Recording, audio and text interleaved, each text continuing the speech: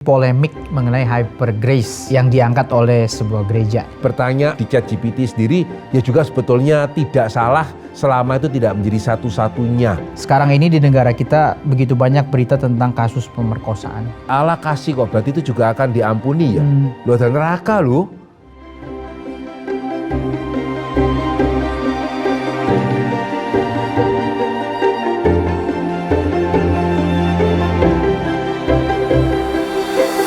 Halo Pak Henry. Ya, Vikaris Gias. Ini ada beberapa pergumulan pribadi dan gerejawi dan ada satu yang sangat-sangat serius. Oke. Kiranya Tuhan memberi bijaksana ke Pak Henry dalam menjawab. Yang pertama Pak, bagaimana menyikapi ketidakadilan yang terjadi misalnya di dunia kerja? Ada hak karyawan yang ditahan atau dikelabui atau di masyarakat di mana hak beribadah dilanggar. Ketika menghadapi ketidakadilan, bagaimana kita tahu apakah harus melawan dan memperjuangkan hak atau menerima penderitaan sebagai ujian atau sesuatu yang Tuhan izinkan ada untuk kita hadapi untuk melatih diri menjadi sabar, tahan, dan sebagainya. Baik, ya terima kasih ya untuk pertanyaannya. Ya, ayat yang tadi langsung saya teringat adalah di 1 Korintus 7 ayat 21. Yang kiranya ini menjadi prinsip bagi setiap kita yang berada pada situasi seperti ini.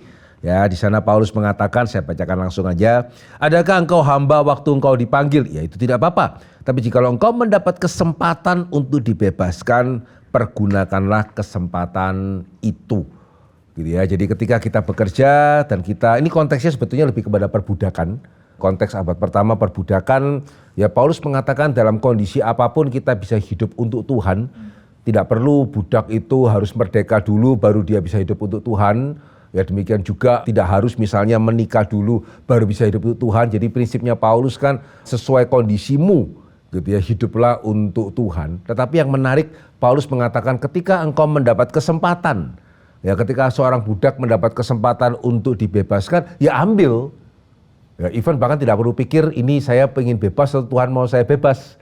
Ya, ketika engkau mendapat kesempatan untuk dibebaskan, silakan ambil kesempatan itu. Ya, sehingga secara implikasinya ada banyak hal sebetulnya yang masih relevan meskipun hari ini kita tidak berbicara dalam konteks perbudakan ya. Ya, kita bersyukur bagaimanapun kita hidup di dalam negara hukum. Ya, sehingga selama ada kesempatan untuk hal yang kita bisa lakukan untuk memperjuangkan hak kita, silakan loh.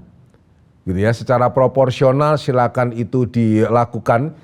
Ya, jadi orang Kristen tentunya kita tidak boleh merugikan orang, tapi kita juga tidak harus kemudian menjadi orang yang senang dirugikan. Ya, tetapi juga tadi ya, mesti siap untuk dirugikan demi Tuhan. Ya, jadi kalau tadi pertanyaannya di mana batasannya saya mencari kebebasan untuk apa tadi? Memuliakan Tuhan atau melawan memperjuangkan hak atau menerima penderitaan sebagai ujian dari Tuhan. Sebagai ujian daripada Tuhan. Iya, jadi ya memperjuangkan keadilan sesuatu hal yang baik. Ya tidak ada yang salahnya. Nah mulai salah kalau kemudian kita menghalalkan segala cara. Gitu. Jadi kalau hamba itu misalnya abad pertama dia melarikan diri lah seperti Onesimus misalnya. Nah itu salah. Ya tapi selama memang ada jalan yang bisa dilakukan dan jalan itu proporsional, jalan itu baik, silakan jalan itu diambil termasuk juga untuk memperjuangkan hak-hak ketenaga kerjaan yang seharusnya memang pemberi kerja berikan kepada kita sebagai pekerja begitu. Cuman ya tadi ya, jangan menghalalkan segala cara. Saya sering menonton acara Fokus Q&A di YouTube dan sangat diberkati. Saat ini saya baru saja selesai nonton satu episode dan ingin bertanya. Sekarang ini di negara kita begitu banyak berita tentang kasus pemerkosaan. Saya sendiri adalah korban pemerkosaan 21 tahun yang lalu dan saya sangat tertrigger apabila mendengar atau membaca berita tentang kasus pemerkosaan yang terjadi dimanapun di dunia ini.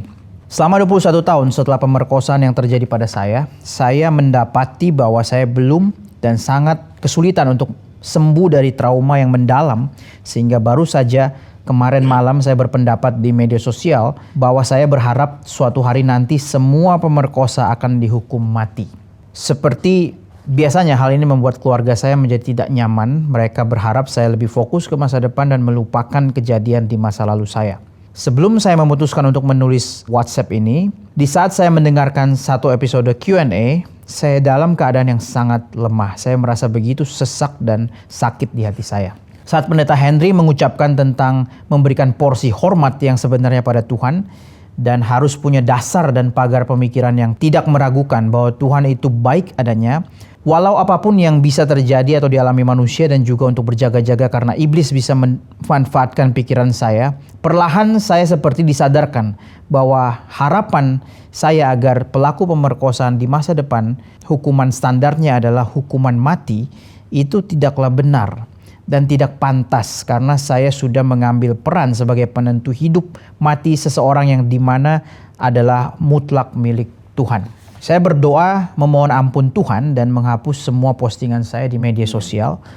Yang ingin saya tanyakan adalah, apakah melalui kejadian yang saya alami, semua rasa sakit dan penderitaan selama bertahun-tahun, termasuk harapan yang disematkan pada saya oleh beberapa kenalan yang berkecimpung di bidang pelayanan dan konseling Kristen, saya banyak dan sedang kembali menjalani konseling Kristen saat ini, bahwa suatu hari saya bisa menolong orang yang mengalami kejadian dan penderitaan yang sama. Apakah saya dipanggil ke arah sana? Karena selama 21 tahun saya menghindarinya, saya menemukan bahwa saya seperti tidak punya tujuan hidup. Saya tidak mengerti juga panggilan saya. Untuk apa Tuhan ciptakan saya? Walaupun saya sudah sering berdoa untuk mengetahuinya. Bagaimana meyakini bahwa itu adalah panggilan saya? Ya, baik. Ya, terima kasih untuk saudari yang sudah boleh bertanya pertanyaan ini, dan ya puji Tuhan ya kalau acara ini boleh menjadi berkat bagi saudara begitu ya. Ya, saudara, saya rasa selain kita mengamini Allah itu adalah kasih, ya kita juga boleh percaya bahwa Allah itu adalah adil. Ya, jadi dalam dunia berdosa, ya seharusnya memang pemerintah gitu ya sebagai wakil Allah boleh menyatakan keadilan. Tapi ya ini di mana-mana ya, saya tidak ada maksud secara khusus berbicara mengenai pemerintah Indonesia ya. Tapi ya dimanapun di seluruh dunia kita memang kadang-kadang sulit untuk bisa mengharapkan keadilan secara tuntas, dan ya tentunya tidak terbatas, tetapi juga tidak tetap, salah satunya juga yang kena adalah korban pemerkosaan. Ya, jadi harusnya ya negara bertindak, ya bahkan juga kalau saya boleh mengatakan menghimbau keluarga, gereja juga kalau boleh menyertai korban pemerkosaan ketika akan memproses secara hukum yang benar. Gitu ya, itu sesuatu hal yang boleh ya bahkan harus juga dilakukan.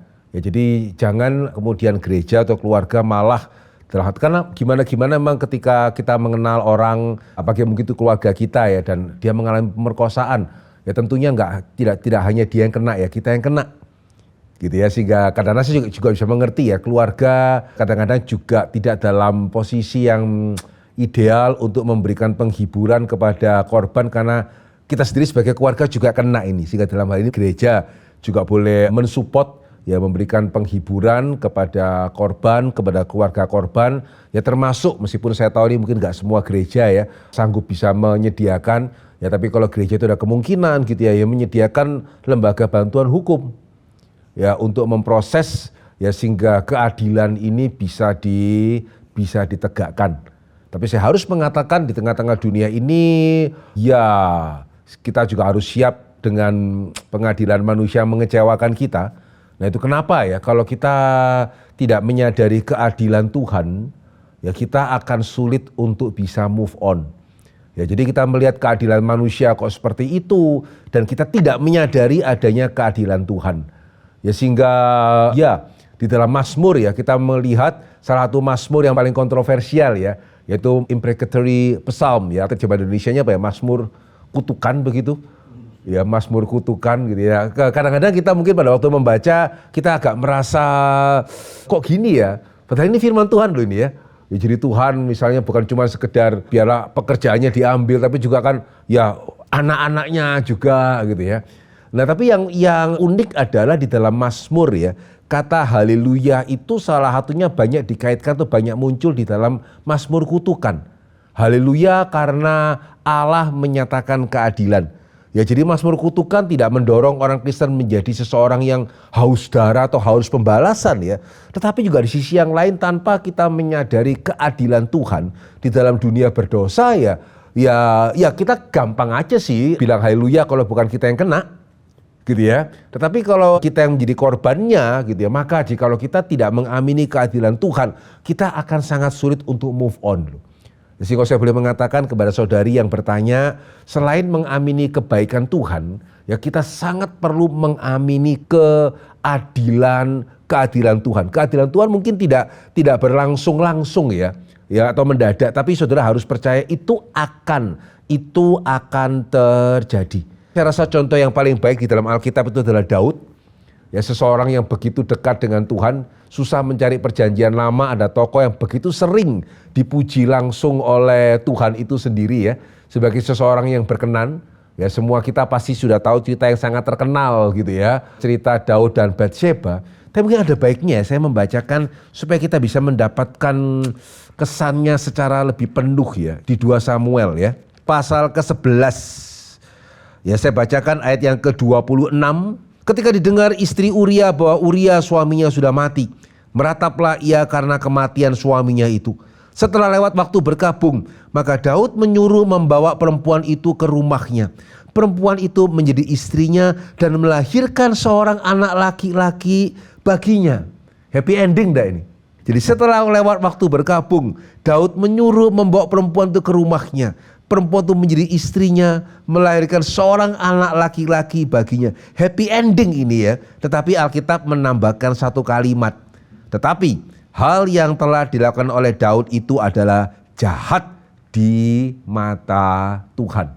Dan saya percaya termasuk saudari yang bertanya, saudari tahu kira-kira what's next. Ya, apa yang terjadi berikutnya terhadap Daud dan keluarganya. Ya, sehingga saya rasa ini cerita yang kiranya boleh menguatkan kita ya, ketika kita merasa pengadilan dunia itu mengecewakan. Ya, ada pengadilan Tuhan yang akan berjalan. Ya, kenapa hal ini penting ya? Karena tadi pertanyaannya apakah memang Tuhan panggil saya itu untuk melayani ya mereka yang menjadi korban pemerkosaan. Nah, bisa ya, bisa tidak. Tetapi selama kita tidak mengamini keadilan Tuhan, kita juga sulit untuk memberikan penghiburan kepada korban perkosaan yang lain. Ya, jangan-jangan kita malah membuat mereka malah juga marah saja gitu ya. Ya, sehingga kita perlu menyadari, jadi kalau memang saudari dipanggil untuk menolong korban perkosaan yang lain, penting untuk mengamini keadilan Tuhan. Karena kalau tidak, bagaimana kita bisa menghibur korban-korban yang lain.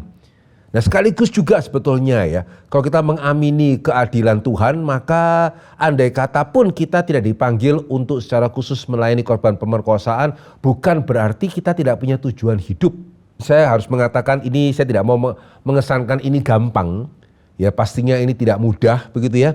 Tapi biarlah tadi cerita Daud, ya cerita keadilan di dalam Alkitab itu boleh memberikan kepada kita kekuatan. Ya, sehingga kita bisa dimampukan untuk melangkah ke depan. Ya, harapan saya meskipun ini sudah 21 tahun ya. Tapi ya better late than never. Ya, saya percaya masih ada kemungkinan, masih ada pengharapan. Andai kata pun panggilannya itu bukan untuk menghibur korban perkosaan. Ya, kalau saudari yang bersangkutan bisa mengamini keadilan Tuhan, bisa memuji keadilan Tuhan, maka sebetulnya banyak hal yang lain yang masih bisa dikerjakan di kedepannya dan bukan hanya melayani korban perkosaan saja. Ya, kiranya Tuhan boleh berbelas kasihan, kiranya Tuhan boleh memimpin. Di perjanjian lama itu Tuhan mau menghukum raja yang jahat, nggak tentu pakai orang baik gitu. Tapi pakai orang jahat juga gitu. Yeah. Orang jahat yang membunuhnya juga dihukum juga. Yeah. Tapi kadang kan ya kita mengharapkan ada pengadilan yang legal dari negara begitu. Maksud saya Tuhan bisa pakai cara apa saja gitu. Nggak cuman yang itu begitu, yang seringkali mengecewakan. Maksudnya kalau kita nggak melihat dengan mata kita, oh dia dihukum dan sebagainya. Dia pasti dihukum, cuma mungkin kita nggak lihat aja begitu. Iya. Saya kembali kepada cerita Daud ya, yang dipakai menghukum dia siapa? Anaknya. Iya. Nah ini ya, sejauh mana ya kita sebagai orang Kristen itu menyadari ya, jatuh di bawah tangan Tuhan itu lebih menyeramkan. Ya, karena saya takut kita hidup di zaman kekristenan yang sangat menekankan kasih Tuhan ya. Jadi seolah-olah Tuhan itu membiarkan kita hanya melihat Tuhan sebagai jangan-jangan malah orang tua yang tidak berdaya. Begitu ya, tapi Alkitab menjelaskan atau Alkitab menunjukkan Tuhan itu hakim yang adil. Ya, sehingga jangan sampai kita jatuh di dalam tangan, jangan sampai kita jatuh di dalam tangan Tuhan. Ya, itu lebih menggentarkan daripada jatuh di dalam tangan manusia. Karena Yesus mengatakan setelah kamu mati emangnya manusia bisa apa? Ya, takutlah kepada Tuhan yang bukan hanya bisa mematikan tubuhmu, tapi setelah kau mati bisa bisa menghukum jiwamu di kekekalan begitu ya. Nah, orang Kristen perlu menyadari keadilan Tuhan dengan lebih proporsional. Sejak adanya AI chat, beberapa AI lebih unggul dari yang lain. Oke. Pada saat ini saya lebih sering bertanya atau berdiskusi mengenai hal-hal rohani dengan ChatGPT daripada dengan pendeta. Bahkan beberapa kalimat tertentu saya catat di gereja, di rumah saya luangkan waktu untuk mempelajarinya lagi dengan tanya jawab di ChatGPT, di samping membaca tafsiran-tafsiran lain, Matthew Henry, John Wycliffe, dan sebagainya. Bukan bermaksud mencari kesalahan si pendeta, namun memang untuk menambah wawasan saya. Alasan saya lebih sering tanya jawab diskusi dengan ChatGPT adalah, pertama, waktu untuk bertanya lebih fleksibel. Kedua, pendeta sering tidak memberikan jawaban yang jelas atau mendetail. Ataupun anggaplah di sisi saya kurang memahami. Yang ketiga, pendeta sering tidak suka ditanya terlalu mendetail. Yang keempat, pendeta tidak mengubris pertanyaan atau meluangkan waktu meskipun di reschedule. Nah, ini bagi dia menyakitkan. Yang kelima, saya pun akhirnya merasa segan untuk bertanya lagi karena pengalaman seperti itu. Padahal di sisi lain, di kesibukan saya selalu meluangkan waktu untuk menjawab pertanyaan-pertanyaan teman kepada saya mengenai kekristenan, baik melalui WhatsApp atau tatap muka. Saya memang tidak masuk STT karena tidak punya biaya, tapi saya selalu mau belajar, supaya saya bisa menjelaskan iman Kristen dan menguatkan yang lemah. Inti pertanyaan saya, bagaimana Pak Kias dan Pak Henry menanggapi hal ini? Ya, oke. Ya, pertama-tama ya, bolehkah saya juga, meskipun ini saya tidak akan mengatakan saya mewakili semua hamba Tuhan ya, begitu ya. Iya, tapi ya saya harus mengamini ya, meskipun juga kalau saya boleh mengatakan perlu pengertian juga ya kadang-kadang dari jemaat. Memang seringkali bukannya kita tidak mau ya, tetapi betulan agak sulit untuk menanggapi setiap pertanyaan dengan sedemikian mendetil. Sebetulnya juga salah satu kenapa kita sekarang mengadakan fokus Q&A ya. Ya karena untuk menjawab pertanyaan-pertanyaan. Ya karena beberapa kali saya sendiri mengalami ya pertanyaan jemaat kadang-kadang singkat ya. Allah Tritunggal itu apa Pak? Oke gitu ya. Pertanyaannya singkat, jawabannya panjang loh. Dan setelah ditanya apakah langsung mengerti? Ya pertanyaan kedua sama singkatnya. Jadi maksudnya? Ya jadi ya seringkali memang tidak memungkinkan ya untuk hamba Tuhan melayani satu jemaat dan menjawab dengan sedetil-detilnya. Yaitu saya juga harus saya berharap untuk jemaat bisa mengerti begitu ya. Tetapi nah ini ya sebetulnya ya di dalam gereja itu ada banyak wadah yang disediakan. Gitu ada banyak wadah yang disediakan untuk jemaat itu belajar dan bertanya tanpa harus menjadi hamba Tuhan. Dan bahkan ya kalau saya boleh mengatakan ini tidak hanya GRII loh. Ya setidaknya di gereja-gereja Protestan begitu ya. Ya tentunya kalau gereja Protestan ada yang namanya katekisasi kan. Betul ya? Dan katekisasi, nah ini pertanyaannya nih sejauh mana ya ada kerjasama yang baik antara hamba Tuhan dan jemaatnya ya sehingga katekisasi ini bisa berjalan dengan baik. Ya karena yang saya perhatikan ya di cukup banyak gereja ya katekisasi itu santai sih. Fleksibel sekali gitu ya, banyak sekali pengertian yang dilakukan mestinya berapa kali, tapi kemudian cuma berapa kali. Nah saya tidak hanya akan menyalahkan hamba Tuhan ya, tapi juga sekaligus jemaatnya bagaimana ini. Ya jadi saya percaya bahwa hamba Tuhan mesti mempersiapkan diri mengajar katekisasi dengan baik. Pertanyaan jemaat juga mau sungguh-sungguh ikut apa tidak ini. Karena sebetulnya pada waktu katekisasi itu kan doktrin-doktrin penting ada di sana itu. Gitu ya, dan akan sangat baik ya sebelum kita bertanya, tadi sebetulnya contoh ini baik ya, sebelum dia tanya kan dia dengar dulu tuh, ya baru dia tanya kepada ChatGPT misalnya gitu ya, itu sesuatu hal yang memang harusnya begitu ya, karena bayangkan saja misalnya ya andai kata saya itu tidak tahu menahu mengenai saham, terus saya tanya kepada seseorang, saya akan membeli saham yang untung bagaimana itu, waduh, ya pertanyaan singkat ya, gimana jawabnya? Ya kamu mesti melihat yang saham dengan fundamental yang baik. Fundamental maksudnya apa gitu. Nah lu gitu ya. Ya coba dilihat PE ratio-nya, coba dilihat price per book value-nya. Apa itu book value? Apa itu earning ratio? Nggak mungkin loh itu. Begitu ya, sehingga ini tidak hanya berlaku untuk hal rohani saja ya. Dalam segala hal itu kenapa waktu kita sekolah ya, waktu SD ya dengar dulu ya.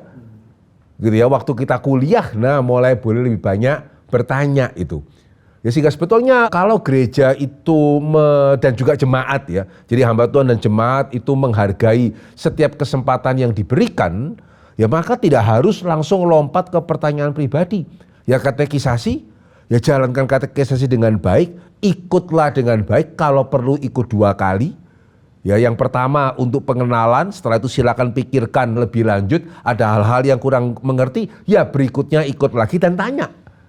Dan saya rasa memang agak problematik ya kalau saudara ikut katekisasi dan bertanya dan hamba Tuhannya tidak bisa menjelaskan di materi itu, ya itu memang bermasalah. Tapi ya harapan saya gereja-gereja, bukan cuma GRI ya, gereja-gereja Protestan ya hamba-hamba Tuhannya harusnya sudah bisa menjelaskan materi katekisasi dengan baik.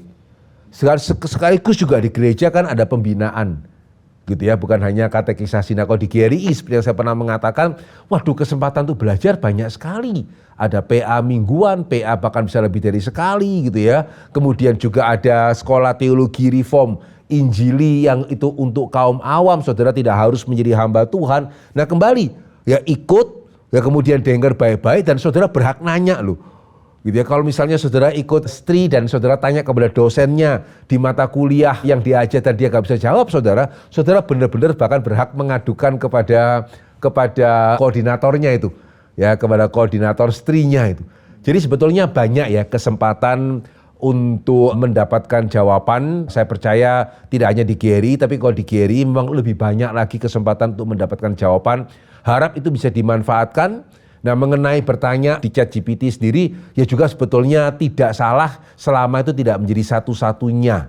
Ya karena kita tahu ChatGPT juga bukannya tidak bisa salah, juga bukannya tidak ada asumsi-asumsi. Karena bagaimanapun yang membuat itu kan juga manusia gitu. Ya jadi selama kita bisa memakainya secara bijak, ya baik-baik saja sih. Tapi sekali lagi gereja menyediakan sangat banyak kesempatan untuk belajar, harap itu bisa dimanfaatkan dengan baik juga. Bersyukur sih Pak ya ada teknologi, bersyukur juga masih banyak tatap muka kita ya, tatap muka kita yang fisik yang memang kita nggak bisa sefleksibel itu ya, fleksibel tapi justru speed sama fleksibel itu kan sebetulnya nggak selalu baik ya, karena kayak kita mau mengenal orang kan nggak mungkin kita istilah speed up dating gitu, kita percepat masa pengenalan itu kan nggak mungkin, memang perlu duduk, mendengar dan tatap muka itu. Betul. Itu banyak poinnya sebetulnya. Thank you Pak Henry untuk jawabannya. Bagaimana menjelaskan ketidakbersalahan Alkitab di saat banyak versi Alkitab, adanya terjemahan yang beda arti atau kurang tepat? Apakah Alkitab yang tidak bersalah hanyalah Alkitab dalam bahasa asli? Lalu bagaimana kita memandang Alkitab terjemahan yang kita pegang hari ini? Oke, ya sebetulnya malah lebih tepat, nah hal seperti ini juga akan dibahas ya. Kalau hal ini sebetulnya mungkin lebih kepada stri tadi ya, bukan di dalam katekisasi. Ya jadi kalau kita mempelajari mengenai ineransi Alkitab, ini masuk ke dalam topik ineransi Alkitab. Ya jadi sebetulnya malah teks Alkitab yang tidak bersalah bukan teks Alkitab dalam bahasa asli ya, tetapi teks asli. Ya karena teks bahasa asli itu juga bisa berupa salinan. Ya, dan yang diyakini di dalam teologi reform kita percaya Alkitab di dalam naskah aslinya itu tidak bersalah. Jadi ada inspirasi Tuhan, ya Tuhan menginspirasi penulis Alkitab, tetapi tidak dikatakan Tuhan menginspirasi penyalinnya ya atau juga penerjemahnya. Itu lebih kepada masuk ke ranah pemeliharaan Tuhan.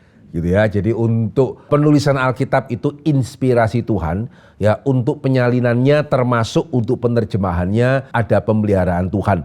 Ya, untuk yang naskah asli karena tidak ditanya saya juga mungkin gak akan masuk ya, karena juga sudah pernah kita bahas di dalam bagian lain. Jadi meskipun hari ini kita tidak mempunyai naskah asli, tapi salinan-salinan yang ada itu cukup untuk membuat kita bisa secara bertanggung jawab mengamini ya kita sudah sangat dekat dengan naskah asli. Nah mengenai terjemahan, ya tentunya ya karena salinan saja bisa ada kesalahan, apalagi terjemahan. Ya karena kan kualitas bahasa sendiri itu berbeda, ya tidak sama. Apalagi kita memang Indonesia, kita harus menyadari bahasa Indonesia itu karena memang simple ya. Ya bahasa Indonesia itu sangat sederhana karena memang juga masih baru. Ya bahkan dibandingkan dengan bahasa Jawa ya, karena saya dari Surabaya ya. Bahasa Jawa jauh lebih mendalam tapi memang tidak halus. Ya bahasa Jawa itu lebih kasar gitu ya. Cuman kosakatanya lebih banyak, ya, dan lebih bisa langsung memunculkan gambaran yang lebih tepat. Gitu. Jadi memang sulit untuk kita itu bisa menerjemahkan dengan mengeluarkan arti sepenuhnya. Tapi sama seperti juga pada waktu kita bicara mengenai salinan Alkitab, ya demikian juga kita bicara mengenai penerjemahan, kita mesti membedakan kurang bisa menyatakan maksud aslinya dengan utuh dengan salah. Ya, itu tidak sama. Ya, jadi jangan dimengerti setiap ketidaktepatan berarti salah. Harusnya Alkitab mengatakan Yesus bukan juru selamat, diterjemahkan jadi Yesus juru selamat begitu ya. Ya, jadi saya sendiri dulu juga sempat melayani sebagai penerjemah. Ya, kesalahan yang saya paling takutkan adalah kelupaan kata tidak. Ya, karena kalau sampai itu terjadi ya, itu salah satu kata artinya persis 50% terbalik. Tetapi ya tentunya ya puji Tuhannya ya tidak semuanya semengerikan itu gitu ya. Kalau salah tidak semuanya semengerikan atau seberbahaya itu. Sehingga sama ya di dalam terjemahan juga jangan kita merasa bahwa kalau Alkitab ini kurang bisa, Alkitab terjemahan kurang bisa menyatakan sepenuhnya maksud aslinya. Bukan berarti kemudian Alkitab kita itu tidak reliable. Ya sehingga secara umum, kalau karena saya percaya ini juga saudara membaca Alkitab di dalam bahasa Indonesia ya, LAI terjemahannya baik. Ya, saya tidak ada satu keraguan untuk merekomendasikan terjemahan LAI kepada jemaat. Ya meskipun ya kalau hamba Tuhan ya jangan hanya pakai Alkitab bahasa Indonesia. Karena tadi ya bukan karena LAI menerjemahkan kurang bagus, tapi memang karena bahasa Indonesia sendiri sangat terbatas. Gitu ya, sehingga kalau untuk mahasiswa teologi ya saya akan sangat menyarankan kalau bisa mengharuskan ya harus ada at least satu Alkitab atau dua Alkitab dalam bahasa Inggris itu bagus. Ya jangan pindah-pindah Alkitab bahasa Inggris karena kita akan susah familiar. Familiar itu juga penting itu. Gitu ya, sehingga pilih satu terjemahan Alkitab bahasa Inggris yang baik, ya saya rasa mungkin maksimal 2 gitu ya. Sehingga pada waktu kita berkhotbah juga bisa melihat bahasa Inggrisnya. Sehingga pada waktu kita membandingkan bisa jadi ada sesuatu hal yang kok tidak keluar ini. Jadi misalnya di dalam Yohanes pasal ke-13, Yesus mengasihi para muridnya itu sampai kesudahannya. Tapi terjemahan NIV, ya Jesus loves his disciple to the full extent of his love. LAI nggak salah sih, sampai kesudahannya kan to the full extent of his love, kan to the full extent. Cuman to the full extent of his love kan tidak hanya bicara mengenai durasi. Nah dalam hal ini ya saudara yang ngerti bahasa Jawa akan bisa menerjemahkan dengan lebih gampang tuh. Yesus mengasihi murid-muridnya sampai mentok. Yang tidak mengerti silakan Google ya apa itu mentok gitu ya. Ya, tapi orang Jawa langsung oh iya mentok ya sudah maksimal. Itu tadi saya maksudkan ya bahasa Jawa itu ndak indah ya. Cuman begitu kita dengar Yesus mengasihi murid-muridnya sampai mentok, itu namanya sudah ya ada sisanya. Nah Indonesia susah cari kata itu susah itu. Ya kalau tadi NIV to the full extent of his love. Nggak salah loh terjemahan Indonesia ya. Cuman yang nggak nangkep maksudnya sebagus seperti tadi ya sampai mentok. Ya begitu saudara dengar kata mentok sudah langsung ya ini memang sih ya sepenuh-penuhnya itu. Ya sehingga sangat baik kalau hamba Tuhan ya jangan cuma LAI, bukan karena LAI tidak akurat ya, tapi coba bandingkan dengan Alkitab yang lain dan sekaligus lihat komentari yang mengacu kepada bahasa Yunani kalau PB atau Ibrani untuk PL. Ya, tapi kalau untuk jemaat secara umum saya rasa bahasa Indonesia cukup baik. Ya meskipun kalau saudara bahasa Inggrisnya bagus, ya tidak ada salahnya. Gitu ya, silakan pilih satu juga Alkitab berbahasa Inggris. Tapi no worry, tidak ada yang perlu dikhawatirkan untuk membaca Alkitab terjemahan LAI. Perjalanan saya dimulai saat saya mendalami polemik mengenai hyper grace yang diangkat oleh sebuah gereja. Saat itu mereka mengaitkan ajaran tersebut dengan buku Michael Brown yang menyebut beberapa institusi Kristen tanpa verifikasi yang jelas. Namun ketika saya mengkonfirmasi tuduhan tersebut melalui pengajaran Andrew Wommack, saya justru menemukan perspektif yang berbeda. Bagi saya, beberapa penekanan Wommack justru terasa sejalan dengan pemikiran reform. Ironisnya, karena perbedaan pandangan ini saya dikucilkan hingga akhirnya memutuskan untuk mundur dari pelayanan. Pencarian saya berlanjut ketika Andrew Wommack dalam salah satu materinya secara tegas menolak konsep tulip reform. Hal inilah yang justru memicu keingintahuan saya untuk membedah teologi reform lebih dalam. Hingga akhirnya saya percaya Tuhan menuntun saya ke program Arsis Pro dan juga Fokus Reform 21 ini. Namun kejujuran intelektual saya mulai terusik ketika istilah hyper grace kembali muncul dalam salah satu podcast Reform 21. Untuk itu saya ingin mendapat kejelasan dari sudut pandang Reform. Apa sebenarnya definisi hyper grace dalam perspektif ini? Apakah ada institusi spesifik yang secara resmi dilabeli sebagai pengajar paham tersebut oleh kalangan Reform? Dan apakah tuduhan-tuduhan itu telah diverifikasi secara objektif? Mohon arahan bagaimana saya harus bersikap menghadapi polemik skolar-skolar kekristenan ini. Oke, baik ya. Terima kasih pertanyaannya. Ya, hyper grace itu sesuatu ajaran yang cukup baru kalau mau dikatakan, at least istilahnya ya. Jadi kalau apakah ada institusi seperti misalnya ini Reform nih, ini Arminian, sejauh yang saya bisa mengatakan tidak.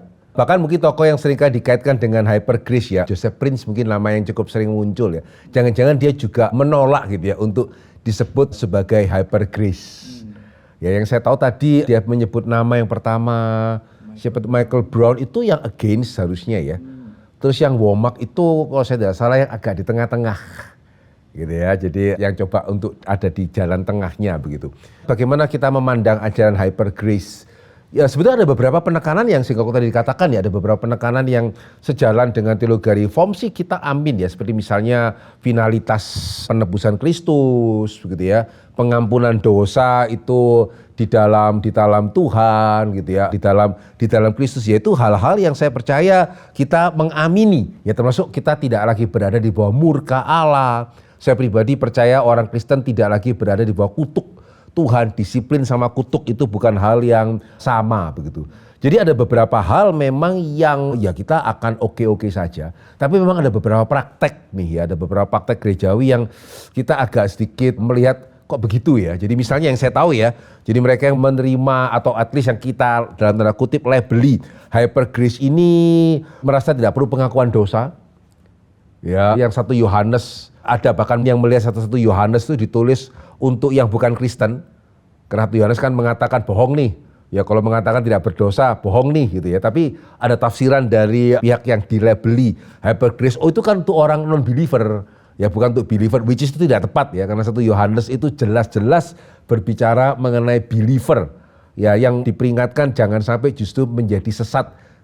Ya, jadi sesat ini kaitannya dengan believer ya, bukan kaitannya dengan unbeliever gitu ya. Atau bahkan juga terlepas dari 1 Yohanes kan, doa kami juga ampunilah kami ya akan dosa-dosa kami ya. Sehingga ya saya juga tidak paham bagaimana bisa kemudian sepertinya itu agak kurang atau agak anti ya dengan bicara mengenai pengakuan dosa dan seterusnya. Jadi ada beberapa praktek seperti ini yang kita tidak merasa itu benar. Jadi ya secara keyakinan diyakini bahwa manusia akan lebih mudah berubah kalau mereka lebih diingatkan akan identitas karunia Tuhan. Iya itu iya, cuma sekali lagi ya ini dunia berdosa. Saya rasa ya untuk yang hyper grace itu perlu lebih menyadari keadilan Tuhan. Ya jadi bukan hanya kasih Tuhan, keadilan Tuhan. Sekaligus yang kedua perlu lebih menyadari dunia berdosa itu jauh lebih rumit. Ya saya percaya ini juga bukan kebetulan ya. Pas juga tadi ada yang bertanya mengenai korban pemerkosaan. Akan jauh lebih sulit bagi dia tuh untuk mengampuni kalau ya Allah kasih kok, berarti itu juga akan diampuni ya. Loh ada neraka loh. Begitu ya, ada neraka juga gitu ya, sehingga tidak menyadari bahwa dunia ini kompleks. Ya sehingga menyadarkan seseorang akan karunia Tuhan itu penting, itu harus supaya jangan jatuh ke legalisme gitu ya. Tapi ya menyadarkan akan keadilan Tuhan itu juga penting. Ya, jadi kita mesti menyatakan gambaran Allah yang menyeluruh. Sehingga ini yang sering kali saya tekankan ya. Hati-hati, kita dewasa ya. Salah satu ciri kedewasaan adalah kita harus hati-hati jangan sampai buang air kotor beserta dengan bayinya. Gitu ya, jangan sampai kita buang air kotor beserta dengan bayinya. Semakin dewasa kita, semakin kita akan lebih berhati-hati. Supaya jangan sampai kita menekankan hal yang benar, tapi yang sisi yang lain yang benar juga kita buang tuh. Gitu ya, atau kita menolak apa yang tidak benar, yang benar ikut kebuang. Hati-hati sekali akan hal itu. Saya bukan anggota GRI, tapi saya telah lama diberkati oleh khotbah-khotbah hamba-hamba Tuhan GRI. Dan saya juga bersimpati dengan program penginjilan seperti KKR Regional dan Kapin. Untuk itu, selama belasan tahun ini saya setia memberikan persembahan persepuluhan ke GRI. Di gereja tempat saya berjemaat, saya tetap memberikan kewajiban saya seperti iuran tahunan dan lain-lain. Tetapi khusus persepuluhan saya selalu ke GRI. Oke, ya. Ya, saya tadi agak sedikit tertarik ya, ada iuran tahunan ya. Saya Iya, baru nggak dengar tahu juga. apa itu yang dimaksudkan dengan iuran tahunan begitu. Iya, jadi di dalam Alkitab ya, Alkitab tuh Perjanjian Baru khususnya memakai kata eklesia itu dengan dua pengertian. Ya, gereja lokal, jemaat lokal, salam kepada jemaat di rumahnya Priscilla Aquila misalnya, atau Gaius, itu jemaat. Eklesia dalam pengertian lokal, eklesia dalam pengertian universal, Kristus kepala jemaat, itu jemaat dalam pengertian universal. Ya, sehingga menjaga keseimbangan antara kedua hal ini penting. Ya, sehingga apakah salah misalnya saya memberikan persembahan untuk di luar gereja lokal saya? Ya, tidak bisa dikatakan salah juga, karena gereja kan juga tadi ada aspek universal. Tetapi juga jangan lupa ya, kita akan beribadah di gereja lokal, kita perlu gereja lokal. Gitu ya, kita juga minta dilayani oleh gereja lokal pada waktu kita menikahkan anak atau kita menikah atau kedukaan yang melayani juga gereja lokal. Bagi saya, karena ini kan pertanyaan cukup saya tidak tahu persisnya, termasuk tadi juga iuran tahunan itu apa gitu ya. Ya, sehingga saya rasa mungkin itu jawaban yang paling sederhananya, ya saudara perhatikan gereja saudara membutuhkan atau tidak. Ya, kalau saudara lihat gereja saudara itu membutuhkan mungkin sedang pembangunan atau apa gitu ya. Ya, saya rasa harusnya saudara lebih memperhatikan kebutuhan gereja lokal saudara. Ya, jangan berikan perpuluhan itu ke gereja yang lain atau lembaga misi yang lain termasuk ke GRI. Ya, tapi kalau saudara memang melihat, oh kebutuhan gereja kami oke kok. Begitu ya, oke kok ya, tapi mungkin saudara lihat, wah di GRI ada program-program yang memang membutuhkan biaya besar, saya dukung ya, perpuluhan saya kirim ke sana, saya tidak melihat itu sebagai hal yang salah. Ya, sehingga sama ya, saya mengatakan juga kepada jemaat di GRI gitu ya, ya aneh sih kalau misalnya di kita juga ada kebutuhan, kemudian tidak peduli. Ya, saya persembahkan kepada lembaga misi misalnya, atau persembahkan kepada LAI misalnya untuk penerjemahan Alkitab, agak aneh sih. Ya, tapi kalau memang saudara melihat bahwa ya ini ya puji Tuhan ya untuk kebutuhan gereja lokal saya mungkin di GRI mana gitu ya, sementara ini tercukupi dengan baik. Ya, sementara saya mungkin punya teman seorang misionaris, atau saya mungkin punya ada lembaga misi yang sangat memerlukan. Ya, sehingga untuk sejangka waktu persembahan saya berikan kepada lembaga misi yang bersangkutan, gak ada salahnya sih itu. Ya, karena sama-sama di dalam kerajaan Tuhan. Jadi mesti seimbang antara jemaat lokal dan jemaat universal.